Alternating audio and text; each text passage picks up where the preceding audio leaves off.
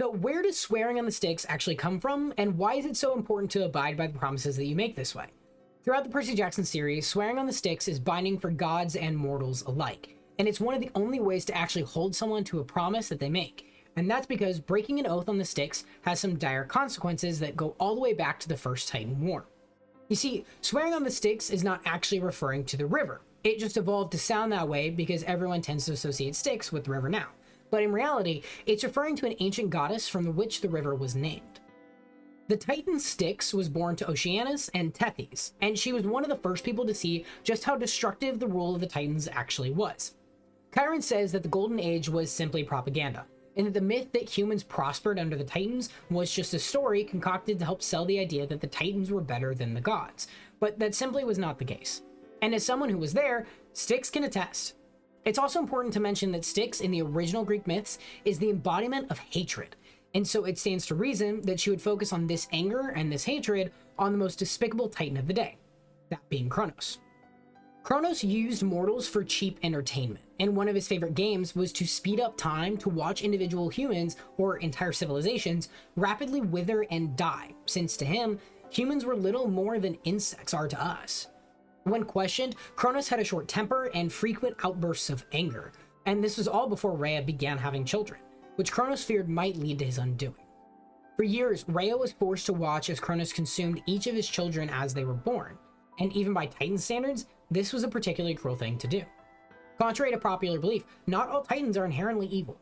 We released a whole video about how Aeptus was always kind, and how Bob's personality didn't actually change once his memories were erased, and he's not the only one.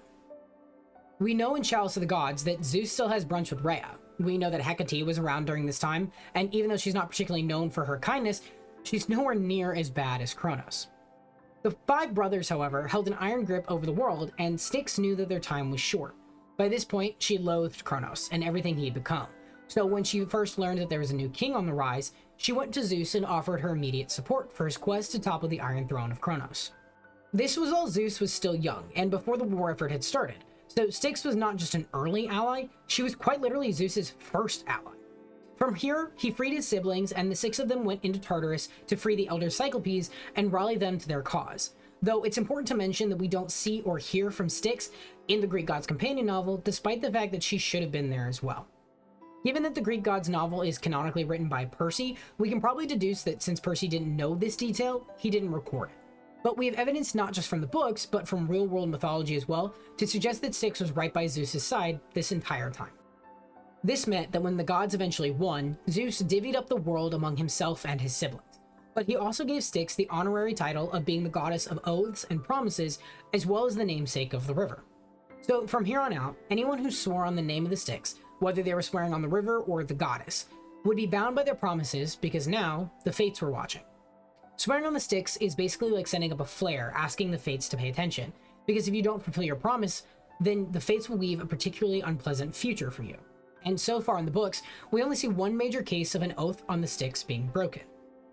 In the heat of his frustration, Apollo, now in his human form, swears on the Styx that he will not use a bow or play an instrument until his godly power has returned, only to turn around and break that promise when Meg needs him.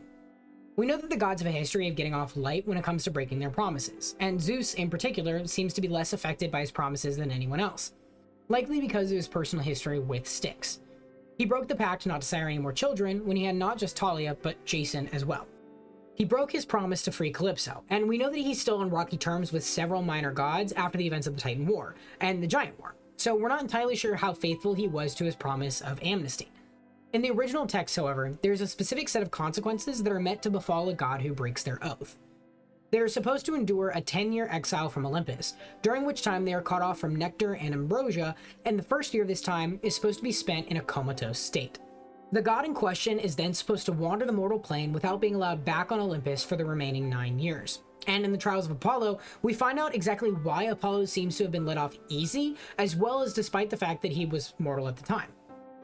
We see that his luck turns for the worst, and he even attributes Jason's death to the fact that he broke his oath, though we don't know for certain if Jason dying was a direct result of Apollo breaking his promise.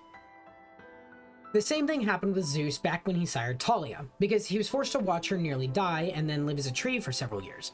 Either way, however, the broken oath hangs like a sword of Damocles over the entirety of Apollo's mortal life until he meets Styx face to face, and she says that she is satisfied with the lessons that he learned and will let him off the hook.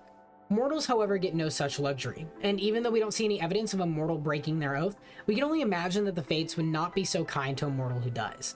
Anyone that mortal cares about would be living on borrowed time. Their luck would quite literally shift for the worse, as fate is woven deliberately to make them remember their failure.